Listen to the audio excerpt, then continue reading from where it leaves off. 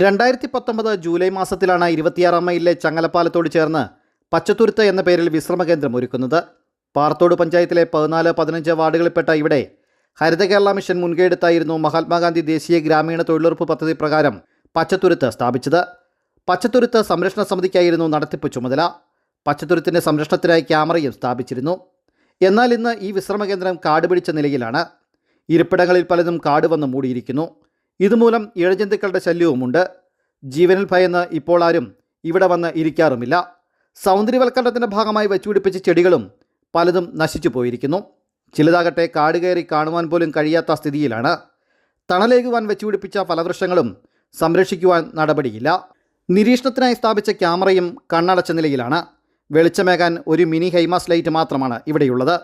യാത്രക്കാർക്കും പ്രദേശവാസികൾക്കുമടക്കം പ്രയോജനം ചെയ്തിരുന്ന വിശ്രമകേന്ദ്രമാണ് മതിയായ പരിപാലനമില്ലാത്തത് മൂലം നശിക്കുന്നത്.